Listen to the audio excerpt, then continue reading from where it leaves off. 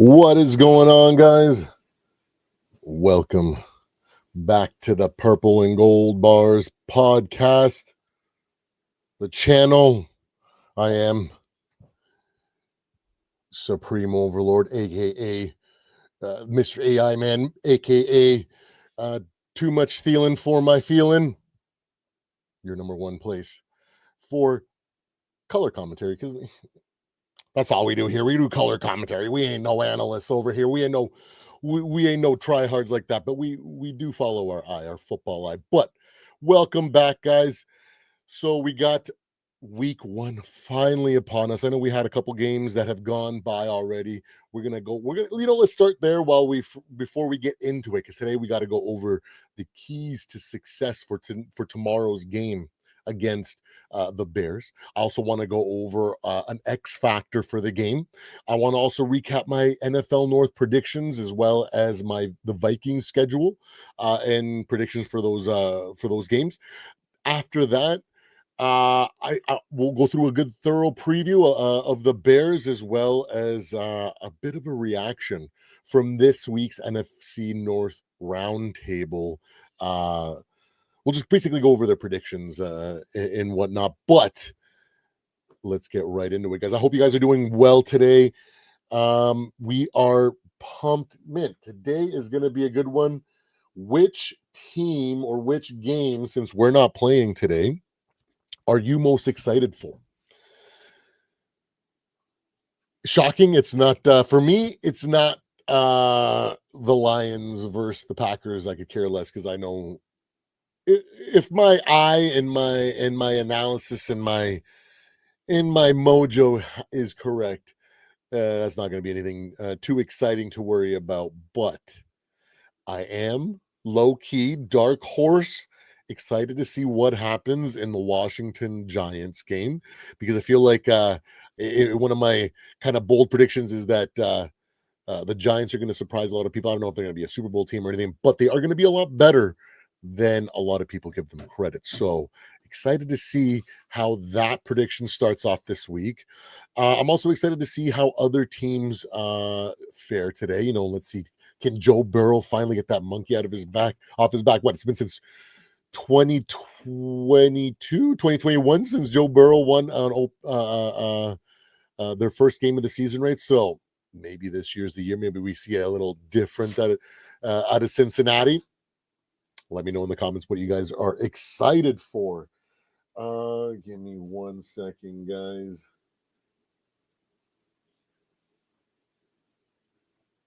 There it is. Trying to get everything organized.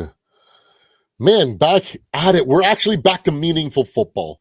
So let's get right into it. Let's talk about the aftermath of these first two games of the season, in my perspective. I know people are running wild with all their speculations and way too early reactions. Some people are calling it quits for some teams already based on just what they saw in these first two games. The one thing that I saw out of these first two games is that it's gonna be one of those seasons where a lot of things aren't going to be as we imagine them, but the end outcome is going to be roughly the same. So, for example, the Cowboys, right? The first thing that I was thinking in that Eagles Cowboys game, I was like, wait. Are the Eagles worse, or are the Cowboys better than we thought they were going into this game? Because I thought it was going to be a dumpster fire. I thought it was going to be a blowout. I expected by the time I got done work at I would tune into a game that was well completed, well decided in that first quarter, but that's not what we got. We got a lot of drama, a lot of ups and downs, but at the end of it all, things kind of fell the way that we expected them to, you know. Dak Prescott at the end, CD Lamb couldn't connect, you know, the Cowboys fell apart like we expected them to. And the Eagles, very good roster, was able to prevail, even though they had at points in the game they had their back up against the wall. So it was really cool to see that. So that kind of narrative, this kind of like uncertainty, but kind of similar outcome to what we predict, is going to be a fun part of this season. Another thing that I got from um, that Eagles Cowboys game was the lack, mostly on the Cowboys side, because I kind of expected a lot of the same things from the Eagles. A lot of the stuff is the same. So I expected a lot of the consistency. I know been some turmoil and a lot of speculation and a lot of drama been pulled up. But at the end of the day, like we know, a lot of people talk drama about us, and then we go out and win 14 games when people thought we were going to win one last year. So not too concerned about that. So I was expecting basically maybe a little rust or something, but I expected the Eagles to do very well. But what I expected from the Cowboys, um, exactly, it was a dumpster fire in a different way. They were a lot more productive. I expected it to be a blowout. I expected them to do literally nothing on defense, and they were surprising at very different times of the game. So yeah, interesting. And then yesterday, I don't know if you guys got clickbaited by some 49ers channel, but for a moment, I was like driving home and I saw a thumbnail as I was like at a red light or some stuff like that. And I saw breaking CD Lamb to San Francisco. And I was like, what? Jerry Jones has seriously lost the plot to throw away that kind of an asset. But, you know, it is what it is. Turned out to be fake. But that's going to be more of the same, I think, going forward. We're going to see some ups and downs, but very much what I expected from both teams. When it came to the Chiefs and the Chargers, again, a situation where I thought the game was going to play out a certain way, and it actually played out very much like that. Well, first and foremost, thoughts and prayers out to Mr. Xavier Worthy. I hope his dislocation and that kind of gets back into that, had to freaking suck, that collision that they took in that first quarter there. But you know, we got to see a lot of what was happening last year with the Chiefs, where there were certain games that a lot of people were saying they need to lose. They've literally shit the bed the entire game, and somehow the refs or whatever narrative you want to throw in there, the Chiefs kind of somehow found a way to win. And like I was saying, I didn't want to jump on that wagon last year and look like freaking Rob Parker for like 7 consecutive years saying that freaking um so LeBron was going to fall. Oh no, Tom Brady was going to fall off, right? And that didn't happen. So I don't want to be that guy. So I was like, I feel like we are in that range where the Chiefs are gonna start looking more and more um like one of us, like the rest of the league, like not as immortal. Because we kind of come to these situations, like at the end of the game, the way that it was going, I wholeheartedly expected um them to kind of bring it back and win and even force overtime if they couldn't win it in regulation and just win it in overtime, just because like that's what we've seen over the last couple of years. But that kind of fell apart a little bit. So it was kind of nice to see that karma, or maybe their strength of roster, their strength of their scheme, or whatever it is, their strengths aren't as strong as they used to be. Either they're regressing a little bit because they've lost some pieces, right? We're far removed from the Tyreek Hill dominant days that we had then. We're in the Taylor Swift era with questions at receiver, especially more so now that Xavier Worthy's down. I'm like, so what's going to happen here? Is it a thing of they've lost an edge, or is the rest of the NFL kind of caught up to them? So I'm excited to see how many of these fluky wins turn into losses this year, and if it's going to be a consistent trend of where from now on the Chiefs need to outright win and they can't leave it to the last quarter like they have been in the last couple of years. Chargers, wow, man, they continue to turn heads. Their turnaround has been phenomenal.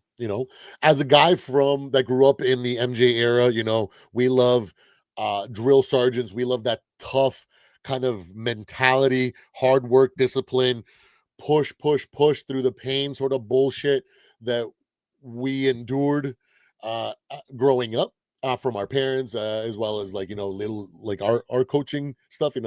It's far removed from there, right? So to see Jim Harbaugh bring that tough gritty atmosphere and bring it and look really good in year two, incredible. On a side note, I know in our Vikings group chat, there's a little bit of a point of contention where as we start seeing Jim Harbaugh do as well as they are doing, how that big what if, because a couple of years ago before we picked up and we decided on KOC, we had that infamous 8-hour interview with Jim Harbaugh, and I thought, like most of us thought, that he was our new head coach.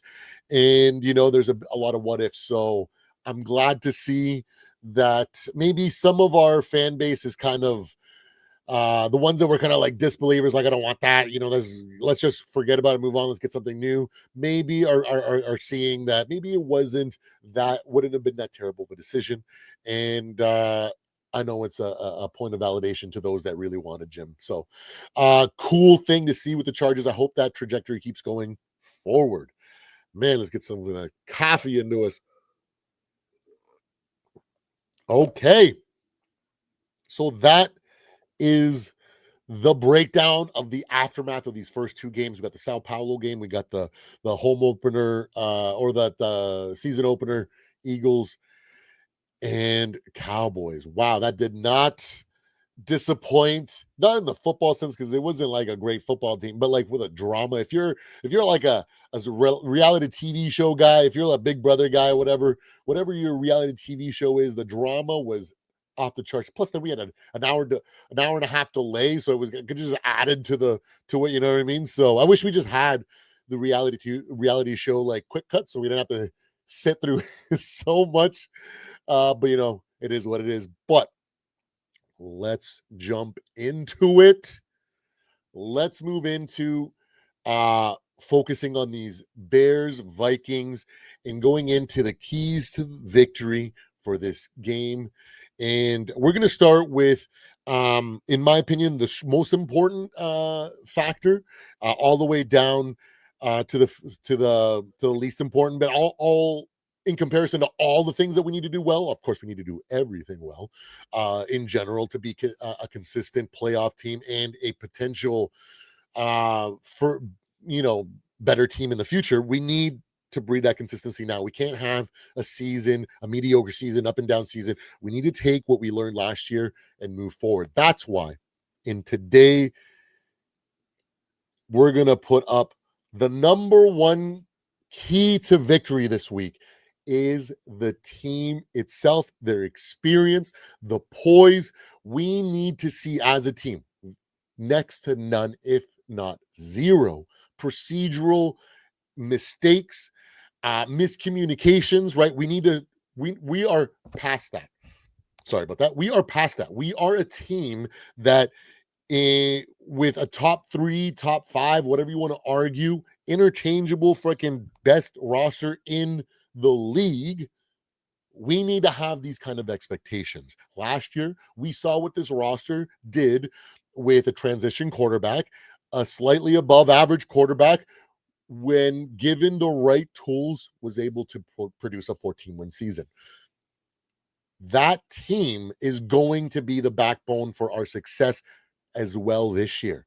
They need to have as little, like I said, as little procedural mistakes. They need to be so on point that nothing that they are doing is affecting what's going on in the development of JJ McCarthy. Because really, game 1 is as much development as what we're going to see from him going forward, right? So we need to have as much of the noise dialed down, and that's where our team's experience and poise in these situations, especially everything that we experienced last year. How many situations where we put on in adversity? How many times did we shoot ourselves in the foot? How many times did we, were we on the brink of falling apart, right? All those situations last year, those ups and downs, as us Vikings fans were tremendously upset about all year, are going to be the experience is going to give this roster that's coming back and the new ones to build in that confidence of the new ones, so that there are no mistakes during those times. There are no situations where the team is, has to fight back. Everything is just running as well as intended, and then it's up to JJ to do the best he can, run the offense as best he's going to do. And if we do that, JJ is going to succeed in this position. There is no doubt in my mind. That's why it's so important that this roster, this offense, this team, offense and defense, no miscommunications on defense, right? If we have miscommunications, we're giving up points, that's going to make it harder on JJ. We need everybody in their poise in those situations to step up, so we're not giving up stupid penalties in situations where it takes away possessions from JJ, but instead we are poised and we are in command of ourselves, and we give, as a result, we create more possessions for the young man to keep on cooking back there. Because unless we give him the trust and we let him go, he's not going to develop. He's going to stunt, and we're not going to get the best out of him. So we need to give him the best situation to excel in. And that's why I think the number one key to success is this team and their experience surrounding JJ McCarthy as a whole, right? That includes the coaches, defensive line, like everything, all offense, defense, coaching, everything, coordinators, everything. Everybody has to be there so that it relieves that pressure from JJ. Number 2, most important factor, key to success, is our O-line and their ability to be consistent this year, right? We don't have a scapegoat this year, guys. We don't have Mr. Ingram in the middle to complain. Although last year, I feel like I was the only one that was saying, hey, he may be crappy. He may not be able to do what we expect of a player on a 14-win team to do. But he always managed to give just enough time for Sam to react, get the ball out, roll out. For the most part, he held up, even though it was starting to fall apart at times. He held up just enough most of the time. So we don't have that. So now we need that O-line to step up. We've got some new additions. We've spent a lot of a lot of money on our O-line. We're the first team to have a burger and fries on the roster. So we want to see the best out of our O-line. That way there is more opportunity, more time for JJ to react and do the right thing. Do what Kevin O'Connell expects of him and what he's been practicing and training him to do all off season and all of last year, right? So I expect still there are going to be some hiccups here and there because we are bringing a whole bunch of guys. There is some new to our O-line outside of our stalwarts at left and right tackle. We are bringing some new guys in here, right? So there might be some things where we're not quite on the same page here and there, and that's okay. But I still expect them to be that high 90, 95, 93, 94% efficiency rate. So those times where they're like, crap, I anticipated to do this, I did that. When those situations happens, it's far and few in between, giving JJ all the time in the world, and most importantly, the success he truly deserves in the NFL. Now let's move on to our number 3 most important key to success or key to victory. And now that is our running backs. That is our stable. Our 2 premier backs, we have Aaron Jones. I know the criticism, he gets injured, whatever. Can you play the whole season? It doesn't matter now because we got Jordan Mason. I think Jordan Mason has a potential to develop into our franchise quarterback. Imagine Jordan Mason back there hitching, throwing freaking TDs. No. In all seriousness, no. I think he has the potential to develop into a solid franchise running back. The man falls down for 7 yards, like I over exaggerate. I know he doesn't. He falls for like 3 or 4, but still, sometimes when you think he's going to lose a yard or 2 and he somehow sneaks out 3 or 4 yards and you're just like, let's freaking go. You know that we're setting up our quarterback for an easier second down and then an even easier third down. That way we keep the playbook open for this kid JJ to excel and be able to put these things into practice. Because if he's getting in third and long and this and that, and if this running back tandem isn't picking up blitzes, isn't getting the yards after carry that we need to keep the pressure off of JJ, it's going to be a long day for us because we know as football fans, we've heard the cliche a million times. A rookie quarterback is only as good as his running back, right? So we have a top tier running back. Some people might say he's fallen off. He's on his trajectory, downside trajectory. But regardless, the man can ball. He's elusive. He can catch the ball, and he's a great asset to have. And then we have our bruising back that can run. Do we want to pause right now and go back and look at last year's highlights for Mr. Jordan Mason? The man can run too, not just for 3 or 4 yards. He can bust out some long ones. So that's going to be a huge factor because if we can keep that defense honest, if we can have them focused on these everything else but JJ, he's going to succeed. Our number 4 most important key to victory, that's this man right here and what he's cooking up, what he's percolating. Because Mr. Brian Flores, in my opinion, he is up there with Spags when it comes to defensive coordinators, right?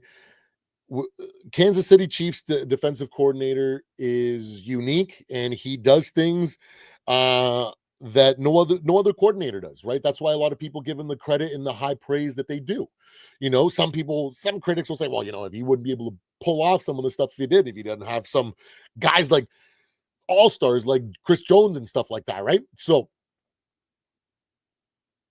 when we look at Brian Flores and his ability to see defense in a different way, bring a different flavor than what 80%, 90% of the that we see from defenses, right? Like, don't get me wrong, I love what we're seeing from young defense, like in Chicago, like in Denver, young up and coming defenses like out in Washington that may not be leading the stats, but you know what? They're doing way better than they were expected to do. So, I love seeing that stuff, but they're very vanilla to me. They're a lot of hustle and grit, which is great. I love that. I love hustle in just pure hard work, high motor defensive players that play fundamental defense and are spectacular. We love it too because we saw Purple Rain when in Zimmer's days, right? So we had a lot of that to draw on. So I understand that, but Brian Flores is thinking in a different way. He's trying to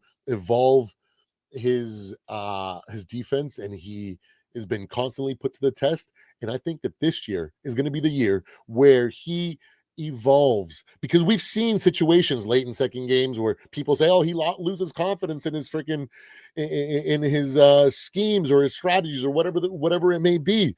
But or maybe the defensive coordinator or the offensive coordinator has his number, right? But what those situations are in my are for me are experiences that he's going to be able to draw upon and be like, man, I really freaking hate it when Ben Johnson or freaking whichever defensive coordinator comes out and stifles his game plan and puts it on him. It's gotta freaking chop his ass, guys. Come on, let's go. These guys are the highest level of competition. These guys get irked over the littlest things. You don't think that he sits there and tries to figure out ways that he can use his players, or maybe develop a different scheme or a different perspective in order to overcome when defensive coordinators run or offensive coordinators, try to run the table on him. I think this year he's going to be coming out with a deeper bag, and I'm hoping that he continues to do all the things that he does well, and we start seeing in situations where a lot of our Vikings fans or critics were saying, what is happening? He turns around and shows us that he knew all along. And that's why I trust him. I was very concerned when we first picked him up because despite his awesome resume, there's a thing of like, New England's guys don't really succeed all the time, right? Like there's so many examples. So what's going to happen? Plus all the negative backlash in Miami, right? So it's like, do we really want to bring this? But in year one, he went taking a defense that was supposed to come in at almost last in the defense in the year, like 28th predicted, and he brought us up to like 15th, 16th, 17th. A massive leap with the same trash personnel that Ed Donatell was throwing out on the fucking field. He was able to produce a way better defense, and you know what? That was just scheme in his mind alone. Since then, I said, you know what? I'm not going to involve myself in affairs that Brian Flores is cooking because one, I don't understand. Two, if he tried to explain it to me, he would waste so much time explaining that we wouldn't even get to the points that really matter, right? So he's too much of an expert. Let him cook, let him deal. We have one of the premier defensive coordinators. That's why I think he's going to be a massive factor because he's going to be putting Caleb in a blender. He is the master at making young quarterbacks or quarterbacks in general really have to think pre-snap when they are making all their reads and their adjustments. If he's making them second guess everything, that's why we saw CJ Stroud struggle last year, and even the Texans throw in the towel because I expected, later in the second half, they're going to figure it out. They're going to start bringing it back, but it's just too far gone. They didn't even stay in the fight to figure it out. They said, you know what? We're going to pull our starters. We're not even going to bother. We'll look at the tape and we'll figure it out next time because they got their asses handed to them by one of the best premier defensive coordinators in the league. And that's what I think is going to happen to Caleb Williams. Caleb Williams himself said in his press conference this week that he is more than aware that pressure that's coming, that blender that he has to be ready to be in because it's coming. And you know what? To me, I say, good on you. Prepare. That's your job. But until you're in the blender, until you're in the thick of it, and you got Jonathan Crenard sitting in your lap, and you got Dallas Turner turning up and freaking putting that pressure play after play after play. You ain't scrambling out of everything, and you ain't making miracle plays to save your game. That's not gonna happen. That's why I think Brian Flores is a massive key to victory when it comes to this week's game. And lastly, and definitely not least, because there are other key factors. There's been a lot of analysis. I've watched a lot of laughable bear radio stations and podcasts and stuff. You know what? Nick over at did he rebrand his channel? But either way, Nick over at Just Another Year Chicago Bears, he has a more less delusional take, so I will give him props for trying to stay in the realm of reality. But some of these freaking morning radio talk show hosts in Chicago are drinking the Angel Reese tea, because you can only freaking be so delusional that you think that Angel Reese is your freaking superstar and buy into all that and have that diluted perspective to then go look over at your Chicago Bears and think, oh my God, we are world beaters. Nick Wright was off just 1 year. This year, we're going to the Super Bowl. We are that team. Okay, so before you guys freaking get your panties in a bunch here, that's not going to happen. So let's get back to it. I got a little bit on a tangent here, but let's get back to the number fifth key to victory. Let's get back, to the fifth key. That is our offense in general, our offensive weapons, from JJ to Hawk to Aaron Jones to Aaron, all these guys, that none of them can take a day off.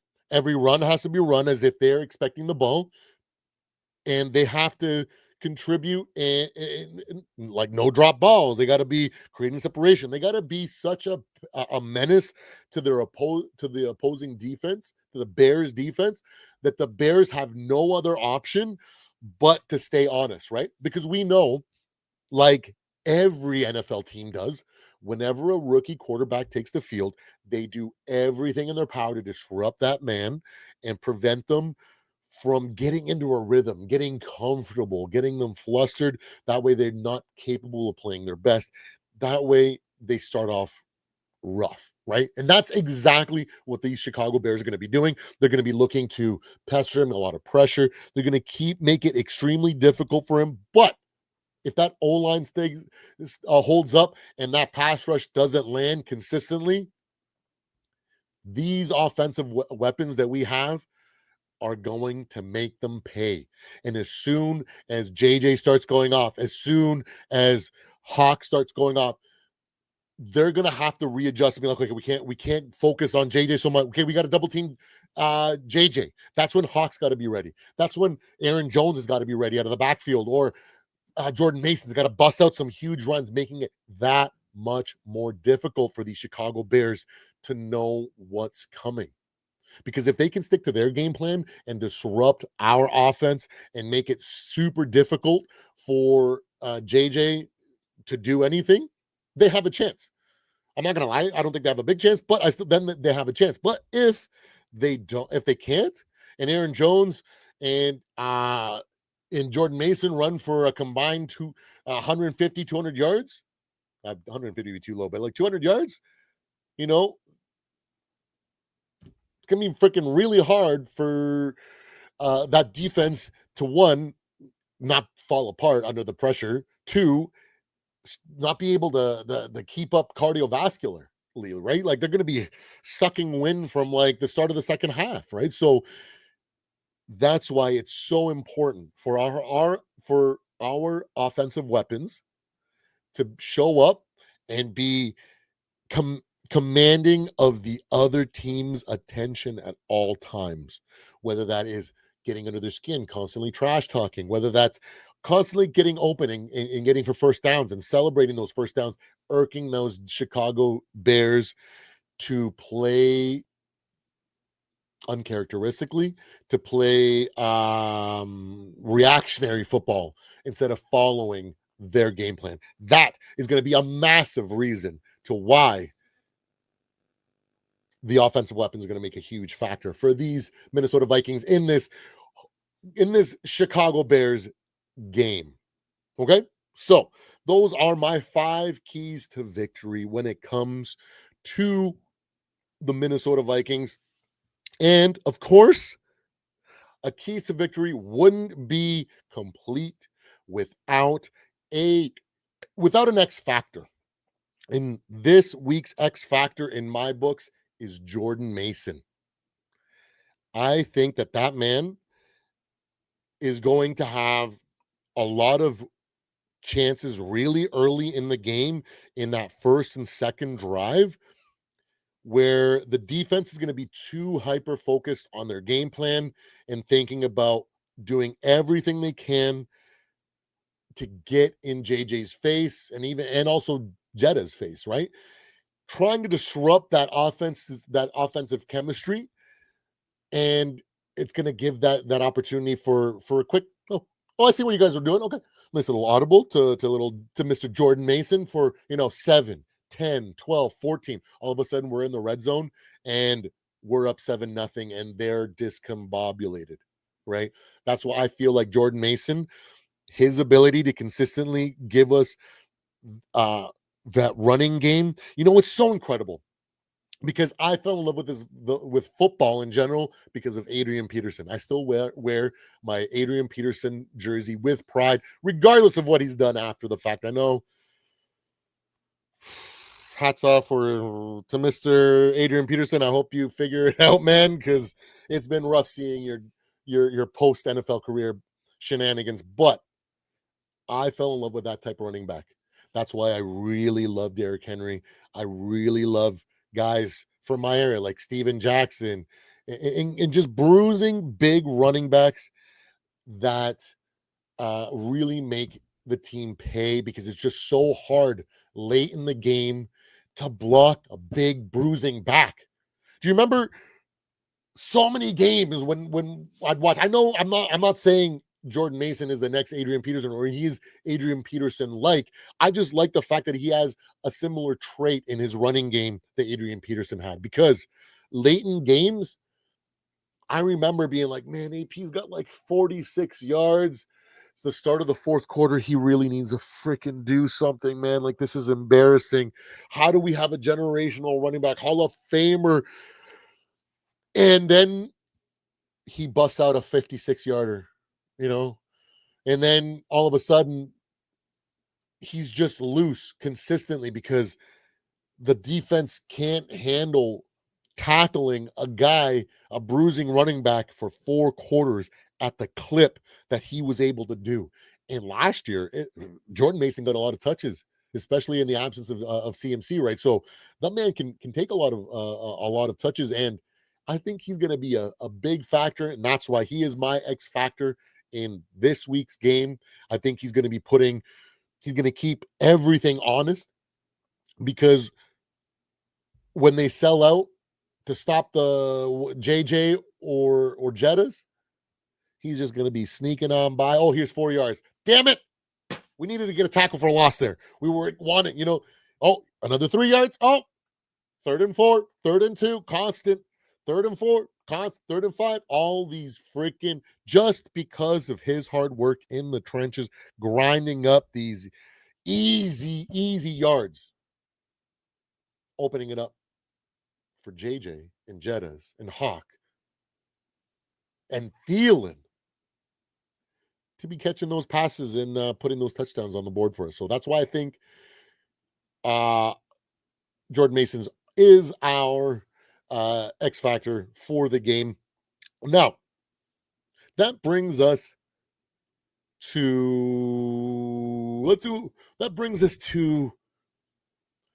Vikings versus Bears preview. Let's go a little bit more in depth, right? You know what? No. That's right. A lot has been said this week on like the Paul Farrington show, on on First Take, on the Herd, on First Things First. So many podcasts a lot of things have been said. NFL Roundtable, like we're going to react to. A lot has been said about this game, and a lot of the speculation I find is too much in the weeds, if that makes any sense. Because people are going like, you know what? They're breaking down. They're going down into second and third and fourth matchups. You know, like, oh, we got the JJ matchup in this corner, and then we got the tight end, and then like, oh, they start breaking everything down. They're like, well, if we can hold Jettas to like, you know, like, and it becomes a thing of like they're really looking at these specifics in order to shoehorn their theory as to why the Chicago Bears might have the advantage, especially mostly from the Chicago Bears side. I will give credit to credit is due though, because First Take and Stephen A. Smith and the crew, they mostly went Vikings on this one, and they went with a very more instead of like a micro look at it, they looked at it in a macro view, just like I'm doing. And they were like, hey, look, if we look at it and we look at the grand scheme of things and we start looking apples to apple, oranges to oranges, we look at their head coach, everything down the line, strength of roster, Vikings are just better. So they should win this game, and maybe not going to be handedly, but they should win this game just on talent and on paper alone. And I agree with that sentiment. And that's what gives the backbone to my that is the backbone which gives me confidence to my argument. But last year and the year before, there was a front runner in the NFC that was said to be either the year before, 2 years ago, either a dark horse contender or even a Super Bowl contender by some means. And then last year, people were saying they were going to win the Super Bowl. And when it came to how do we shut Caleb down? By not keeping him on the field. Jordan Mason and company and the offense are going to be having a field day. And it's going to be a thing of we're just going to end up having more possessions because of our running game. Jordan Mason is going to be running, falling for like 2-3 yards, almost always guaranteeing an easy third and short for JJ, which allows him the most flexibility and for a young quarterback. So that's going to be the main factor. But what's actually going to shut the Bears down and Caleb Williams down is more of an internal problem, right?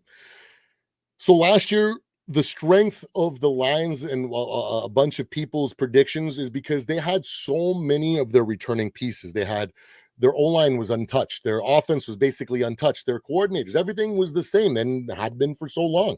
So they had developed a cohesion that rivaled the greatest teams in the NFL. But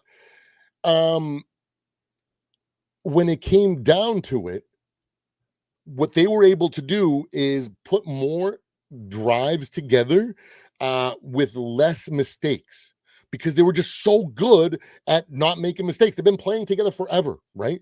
That's why we would see these highlights come out of their offensive line where it seems like they had eyes in their back of their heads, and it was like, oh, why did this guy just spin out of this spin here and come over here and block this guy that he had no way of knowing, right? There were like these godly highlights that we saw from their offensive line as an example, and that was just because of the fact that they've been playing for so long together. So they have that intuition and their reaction because they know what everybody's going to be doing, what they're supposed to be doing. So that breeds an excellence and an efficiency that's unmatched, right? Now Chicago is sitting with a team that basically at the end of the year trade deadline tried to rebuild their O-line. There's just so much new. They have a new coordinator, they have a new head coach, they have new verbiage when it comes to their playbook. There is just so much new that they had to learn in the offseason that is going to play a factor. Let's go back a few years ago when KOC took over, right? Do you guys remember those first 4 or 5 games of that season, even though we made it to a 14-win season or a 13-win season and lost to the Giants? What was the prevailing like Achilles heel in those first 5 games. We kept making careless procedural mistakes. There were just a lot of like sorry, I thought I was supposed to be here. And it was just like just breaking down things that happen because you've just got a a new head coach, a new defensive coordinator, new theory, new verbiage, new playbook, new everything. It's going to take some time for it to settle in and get to the point where we don't see those procedural mistakes, right? And by the end of the season, we saw less and less and less of those, right? Last year, let's look at the Chicago Bears last year, the so-called Super Bowl team, according to Nick Wright. They started off the season with a lot of unknowns as well. They brought some things back. They made a massive mistake in bringing a defensive coach back when they should have brought an offensive coach after drafting Caleb Williams. That's another mistake here nor there. That's an organizational mistake. But the fact is that they had so many new players, so many new pieces, and things didn't gel right, and they didn't look right. They made a lot of mistakes, and it showed in their record. So I don't expect Caleb Williams and the Chicago Bears to make a massive step forward because they got a brand new coordinator, and a lot of that's they're basically redoing last year. So they're going to have to overcome a lot of that kind of self-inflicted pain that is going to give us a more disciplined, well-rounded team with more experience that can take just about anybody, aka Sam Darnold, and be consistent around him so he can succeed. That's what we're going to see out of our Vikings. And out of Chicago, we're going to see a lot of just stupid mistakes, penalties that they shouldn't take, because why wouldn't they? We saw it all in the first year of KOC. We almost threw a lot of those games. Kirk Cousins had to throw some crazy freaking yards and bring us back in games and win in a lot of one-score games in that season because of all of our procedural mistakes that we just kept making. Now imagine had we been a more disciplined team or a team like we are now, then what we could have done. And that's what we have today. And Chicago is where we are back then. So yeah, they're a talented team. Caleb Williams is a great quarterback. I think he's a talented kid. I have my reservations. I'm still waiting because there's a thing of heart. I have a feeling that when real like rock bottom or close to a really heartbreaking adversity hits, I feel like he might break down because we saw him break down in college, but he's a man, he's matured.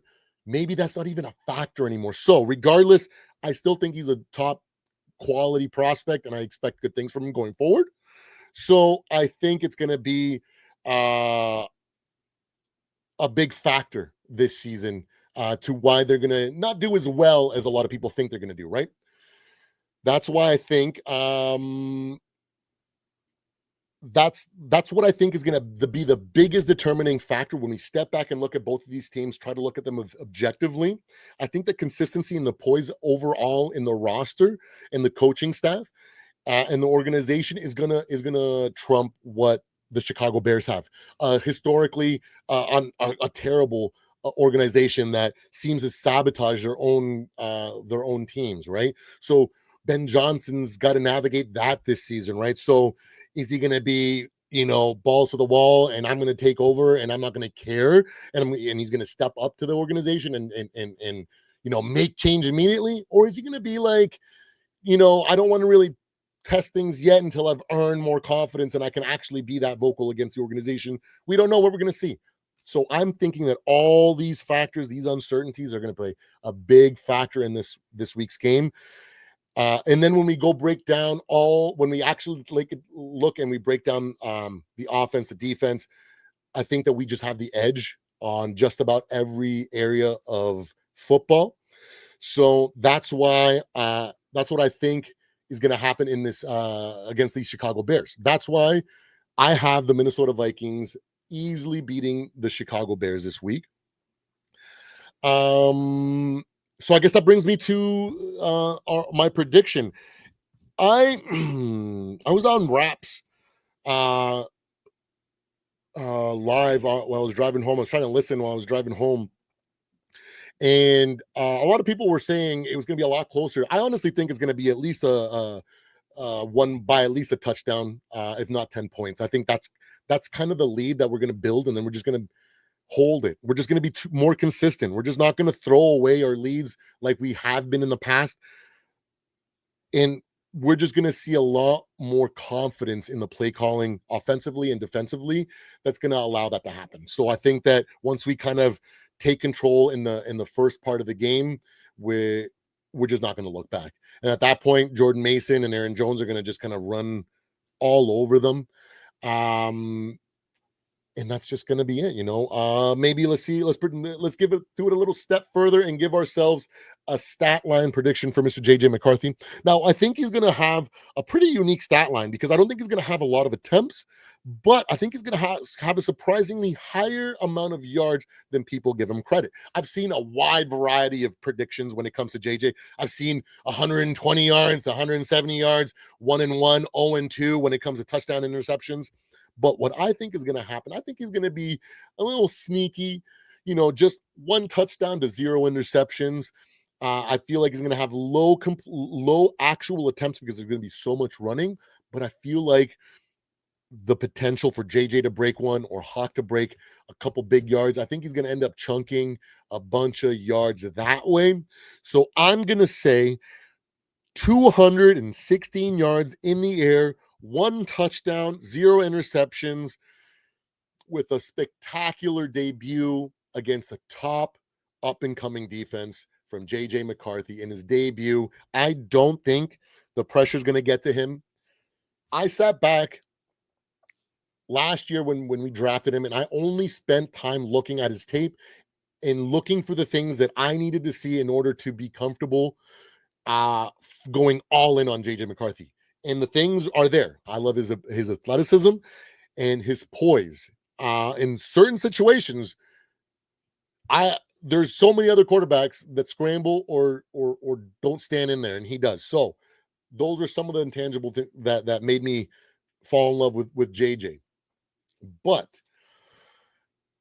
when I dug deep into JJ McCarthy's history, because everybody goes, "Oh, he's just a winner at every level. He's literally been since Pop Warner, since Pee Wee, since high school. Literally, there is no level of football this man has ever won. So, of course, he's going to win the NFL." And then I've seen a lot of people go, that's easy to say. A lot of people freaking won at every level. Who the frick? That doesn't mean anything. And I'm more on the side of that side when it comes to it, right? So I didn't really put too much stock when it comes to that kind of narrative. And then I looked into JJ McCarthy's career, and I saw some things that kind of made my eyebrows rise. And that's how he did in his first 2 high school years, leading his team to really incredible records and 2 state titles, if I'm not mistaken. And then when COVID hit, when a lot of young players opted to just kind of wait till next year and just kind of try to play it safe as best they could, JJ did the opposite. He instead threw himself in the fire. He moved to he moved to Florida to play in the number 1 division in high school football. He essentially put himself against 5-star recruits, against every team he played, on his team, on his opponents, right? So we got players out there that are trying to make a name for themselves that are arguably the best prospects in the league. And JJ, instead of cowering during COVID and saying, "You know what, I'm just going to wait till next year. I got a solid team. We won 2 state titles. I'm going to come back. I'm going to do the same next year and the year after that, and then I'm going to go to the pros." So he didn't do that. He said, "You know what? I'm going to focus on continuing to play. I don't want any rust to build up. I'm going to look for the best competition in the league, in the country, and I'm going to go there because I want to stay active." And that mindset alone gives me tingles when it comes to JJ McCarthy, because that lets me know that he's going to work harder than anybody else. He's going to be more focused and determined to put things into practice and into his own development because he actually cares. And then when we look at it and we look at his performance when he played there, He wasn't playing against no slouches, no crappy defenses like some people. Oh, he winner at every level. He played he played up in Alaska where there was like 3 teams. Oh, he was a winner at all levels. He played up in Canada where nobody knows, everybody plays hockey. No, the man went and played against 5-star recruits and performed extremely well. So why he ended up where he ended up, why Michigan picked him up, and the rest is history, right? His tenure in Michigan to me tells me that he is more than ready to begin the transition into an NFL quarterback. And then we get to see where his true potential lies. Because the hardest part for a quarterback coming out of college is transitioning into being able to play the position. Because we've seen a lot of talented guys with really good arms and stuff, but if they can't run the offense, if they can't run the defense, if they can't be a game manager, they're doomed, because that's the first skill set that they need to learn to set as their foundation so they can become the next Brett Favre, become, Peyton Manning, whatever it is, right? And so he's coming into a team where the team's going to be supporting him and he's going to be there. Yeah, he's going to have a game manager role, but I think that experience that he had in Michigan is going to help him not be egotistical and be down to following the plan, because he did in Michigan and it got him a title. So if he sits down and he follows the plan here that KOC has, it's just about a matter of time when he wins a Super Bowl. So that's why I think it's going to be JJ's game. That's why I think he's going to be so good. Let's catch up with the chat real quick. Gates says, yeah, I think the running game is going to be big. Caleb gets sacked on first or second play. On the first or second play, it's over. Yeah, it's our offense and our pass rush is sneaky good. Not to mention, we got guys like Andrew Van Ginkel that can put that pressure on there, but he's got that sixth sense. You know what I mean? Like, you check out into a screen pass all you want, Mr. Williams, because that man might take it back for a touchdown. So. And then Bears down. These are non-issues now. You'll see it for yourself. Listen, man, if I was to believe you, then you guys should have won the Super Bowl last year, and you guys should have ended with a 14-win season, right? So, pardon my laughter, but you guys have no experience putting anything together that resembles a winning team, let alone have the confidence to say something so stupid with your chest. But we get it. Stupid people say stupid things. So, keep it down. You can say whatever you want, because tomorrow, when you see it all fall apart for yourself, just like you did in your entire season last year, because remember, your dumbass was one of the ones that was saying that you guys were going to win the North, and you guys were going to it's a new era in the NFC North. Remember, fools like you were telling us and the rest of the NFC, your big bros, that you guys had arrived, when we all knew that you guys were still runts that had no business talking any shit. You have no business even acting with any bravado, because you guys are mediocre by definition and by your statistics last year. So, all the confidence in the world to you, buddy, because you're going to need it. Because as the weeks goes on and you don't see that Super Bowl caliber team come out week to week and you see them struggle, you'll remember how stupid you are. So,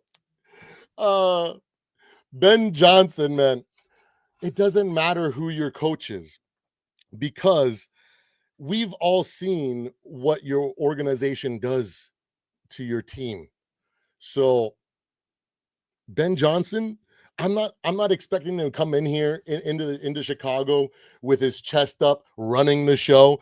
I expect him to be a little weary and kind of not push as many boundaries until he knows he's capable of doing. So this Ben Johnson that's going to be so revolutionary, that's going to take this mediocre team to the promised land. Couldn't even take the Bears. I mean, couldn't even take the Lions to the Super Bowl when they had their best chances to win a Super Bowl. So pardon me for laughing at your team, but it is what it is. And you guys said it was a new day last season, remember? Remember last season, you guys said it's a new season. The Bears are going to run the show. So keep your comments to yourself until you guys have done something. See, because good non-delusional fans, when their team doesn't have anything to fucking celebrate or talk about, they usually don't say anything and they wait until they've proved something. You've proved only that you guys have fumbled the ball with Caleb Williams in year one.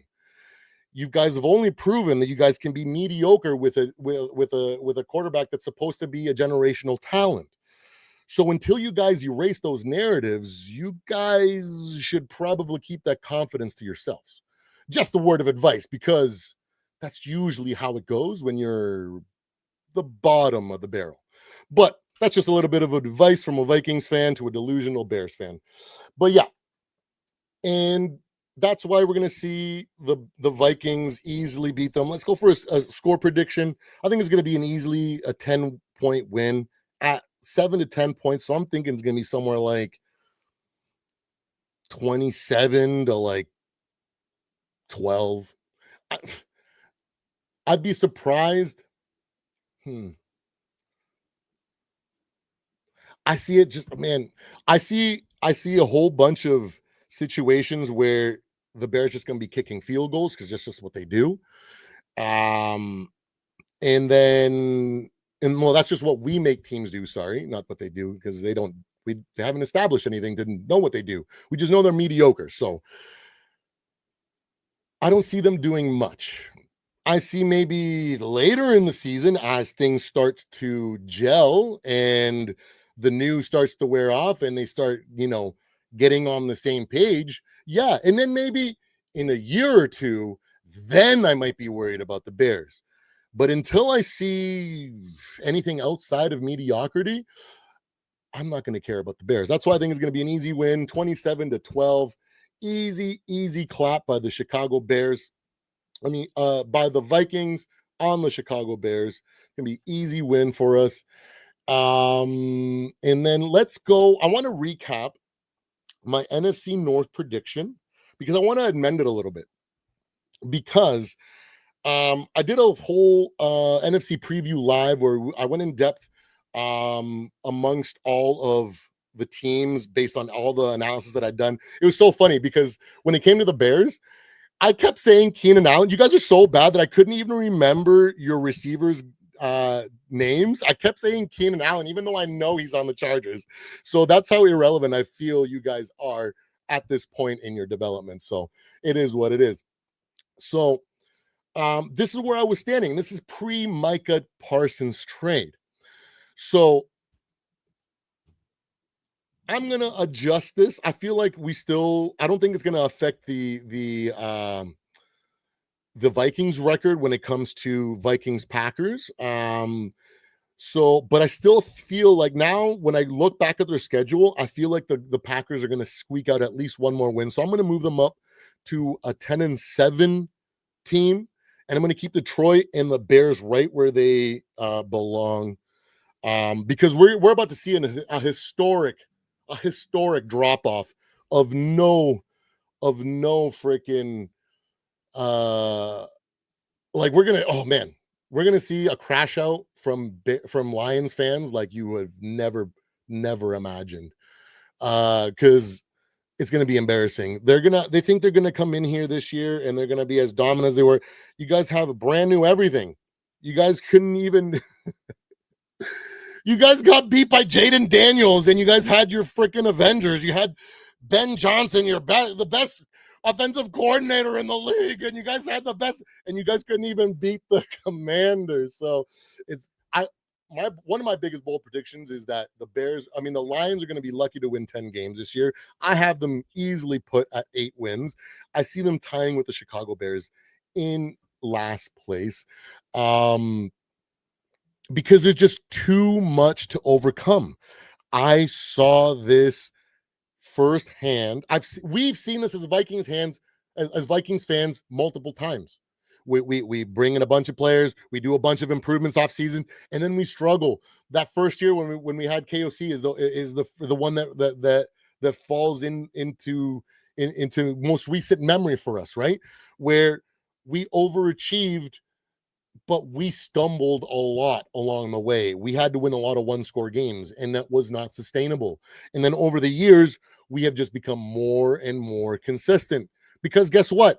We've had more and more consistency at our coaching, on our roster. We have more and more returning players that have bought into the system, and that is what gives our roster the edge over all of the NFC. Chicago, Detroit, they're all, despite Detroit having the second best roster in the division, I feel like they're going to have the worst production based on the situation that they're in. Green Bay, I'm just not sold with Jordan Love. To me, he's nothing special. I laugh now. I really wanted last year to really go in on this stupid Jordan Love's a Super Bowl caliber quarterback. Since when? The year before, he was throwing touchdowns, interceptions, the Raiders to lose to them. Like, what are you talking about? The man loses games to teams that should have no reason of fucking winning. Super Bowl caliber quarterbacks aren't that garbage in those situations. They don't take, they throw the ball away. They don't throw off the back foot on a 3rd and long to end the game. They throw the ball away and they try for another attempt on the 4th down. Like anybody knows. You take all the downs that you can. You don't just, oh, well, it's almost open. Fucking idiot. You know what I mean? So I think he's just bad. I just think he's bad. I think that we're gonna see a lot of Green Bay is in a unique situation, kind of like Detroit, where their strength of roster is going to keep them from looking objectively garbage. Does that make sense? Because they have good players, other areas of the team, on all areas of the team, right? They got some explosive players. They've got both, right? So at any given point, they can look like world beaters, but then the mistakes that I see out of Green Bay are mistakes that I see from bottom feeders. I don't see those from top quality teams. I'm sorry. I just don't see it. I don't see the Eagles making stupid mistakes like that. I don't see the Buffalo Bills making mistakes like that. I don't see Lamar Jackson making mistakes like that. You know what I mean? And the Ravens. I just don't see top tier teams that are consistent making the mistakes that the Packers make. That's why I don't think they're going to make a stride. I think they're going to stay right there where they always are, not too shitty and not too good. You know what I mean? So the hype can never really die on them, right? But that's what it is. You know, it is what it is. But yeah, this team right here, this set of captains kind of sets the tone to the team. We got incredible pass rushers. We got generational talents. We got offensive linemen, kickers, punters. We have Hall of Famers. So that's going to be the biggest factor when it comes to this game. And that's my prediction. I feel like it's going to be a really difficult first and second quarter for the Bears. Going to be a lot of self-inflicted mistakes, and the Vikings are just going to be that consistent maybe even boring, freaking, let's just grind out 3 yards, 4 yards, just down and score, down and just getting points on the board. Maybe not the flashiest at times, but it's going to get the job done. Less mistakes, less turnovers, less unforced errors, because we are mostly returning. We have that poise, we have that caliber team. That's what we have, that consistency. That's one of our strengths this year, where a lot of other teams were boasting that last year. So now we got that going into this year. And we can definitely hold our head high that we have that, because look at the contract that Sam Darnold got.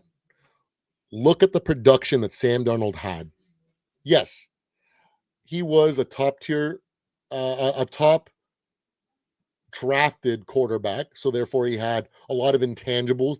He has a lot of throwing talent. So he's going to do better than most. But like I said, going into last season, I said at the end of the season, I think that we're going to see that Sam Darnold didn't really change anything when it came to his ceiling. He's still going to be the same Sam Darnold at his ability to do the highlight plays, but his floor, he's going to bring up from the old freaking just horrible game-breaking mistakes and turnovers and decision-making that we saw, to just now being a more consistent on his floor. And when we have a quarterback like that, he earns a hell of a contract. And that's the strength of this roster. And that's the strength of this team. And that's why JJ McCarthy is going to have an easy game, playing from ahead with a lot of running game and having very little to do. That's why I think he's going to have very few passing attempts. And I think it's just going to be this capitalizing on early mistakes, a lot of miscommunications early in the game between the Bears and whatnot, that we're going to capitalize. They're going to be putting themselves in third and longs, and stuff like that, that they're going to give up drives, and we're just going to capitalize. Just going to be old faithful. It's just going to be another win, and it's just going to be game one of the JJ McCarthy era. So I hope you guys agree. Yeah, no, man, I'm definitely not drunk on the grape Kool-Aid. If I was drunk on the grape Kool-Aid, I would sound just like the Bears did last year when Kevin O'Connell took over the team back in 2021 or 2022. Guess what? That year, I said nothing. I even wanted to start my YouTube channel that year because I was like, oh my God, we're going to fucking win the Super Bowl internally. But I never said anything. And I said, you know what? Let me just hold off. Because we ain't done shit yet. And guess what happened? We got humbled. Guess what happened to you guys last year? Remember your Super Bowl aspirations, Chicago? Nick Wright proclaimed you guys Super Bowl champions before the season even began. Like always, the Chicago Bears, the Super Bowl champions of the preseason and before any meaningful football begins. So with that, we're going to leave it there. We were going to react to the NFC North Roundtable, but we've already gone way past, and I got to get ready. I got to go get my lunch ready because I got my football traditions to uphold, and we got football coming up, and I want to jump onto a live with Zoe and the boys. So I hope you guys had a great day and enjoy your football. Oh, you know what? Let's stop. Let's do a little quick prediction.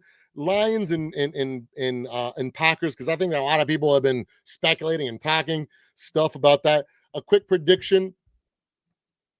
I think it's going to be a very mediocre team. I think it's going to come down to the last possession of the game where the Lions are going to regretfully win, but it's going to give them this false sense of hope that they're back on track.